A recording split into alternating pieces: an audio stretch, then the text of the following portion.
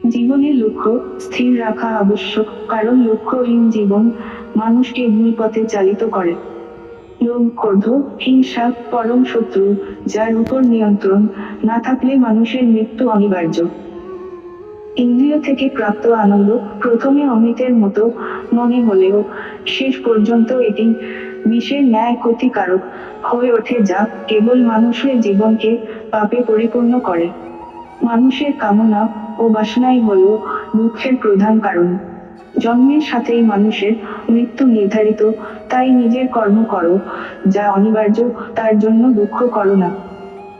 জীবন ধারণের জন্য প্রয়োজন কর্ম, তবে বিনা অহংকারে, বিনা লালসায়, বিনা হিংসায় সঠিক কর্ম করা উচিত ভালোবাসা, সহানুভূতি, নম্রতা এবং ভক্তির সাথে। জীবনে কর্ম করে যাও, ফলের আশা করো না।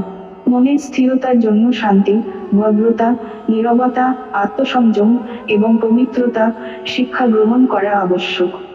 কেবলমাত্র স্বার্থত্যাগী হল আনন্দ ও সন্তুষ্টির একমাত্র সহজ পথ। সময় হলো সর্বশক্তিমান, তাই কখনো সময় নষ্ট করো না। জড় বস্তুগত সুখ সর্বদা ক্ষণস্থায়ী, কেবল ঈশ্বরের প্রতি আত্মসমর্পণ এবং ভক্তিই হল অনন্ত সুখের একমাত্র পথ। যা হয়েছে তা ভালোই হয়েছে, যা হচ্ছে তা ভালোই হচ্ছে, যা হবে তা ভালোই হবে, তাই ভবিষ্যতে কি হবে তাই নিয়ে ভেবে লাভ নেই। বর্তমান নিয়ে পরম আনন্দে বাঁচতে শেখো। নিজের মনকে সর্বদা কর্মের উপর স্থির করো, কর্মফলের উপর নয়। লোভ, ক্রোধ, হিংসা হল মানুষের প্রধান শত্রু, যা নিজের অজান্তে জীবনে সবচেয়ে বেশি মূল্যবান জিনিস সময়ের ক্ষতি করে, কারণ সময় হল পরম ক্ষমতাবান, যা কারোর জন্য থেমে থাকে না। জীবনে অমরত্ব পেতে সম্মান অর্জন করতে শেখো, কারণ জীবন ক্ষণস্থায়ী, কিন্তু ব্যক্তির অর্জিত সম্মান চিরস্থায়ী। সর্বদা মনে রাখবে, জীবনে যত কঠিন পরিস্থিতির মধ্যে দিয়ে যাবে, তোমার ব্যক্তিত্ব ততই প্রখর হবে। প্রতিটি কর্মের আগে আমাদের কর্মের প্রতি সঠিক মনোভাব গড়ে তোলা আবশ্যক, তবে সেই কর্মকে আনন্দের সাথে সম্পূর্ণ করা সম্ভব। সঠিক উদ্দেশ্য নিয়ে সঠিক কাজ সম্পূর্ণ করাই হলো আমাদের জীবনের পরম সাফল্য। বৈষয়িক জগৎ মানুষের কাছে প্রথমে আনন্দ ও সন্তুষ্টি যেমন নিয়ে আসে, ঠিক তেমনই সময়ের সাথে বহু দুঃখ কষ্ট বয়ে নিয়ে আসে। কারণ বৈষয়িক সম্পত্তি পাওয়ার চেয়ে তা হারিয়ে ফেলার ভয় ও উদ্বেগ মানুষের মধ্যে বহু গুণ বেশি। বিবেক ও বুদ্ধি হল মানুষের পরম সম্পদ, যা সঠিক সময় জীবনে সঠিক দিশা বেছে নিতে সাহায্য করে।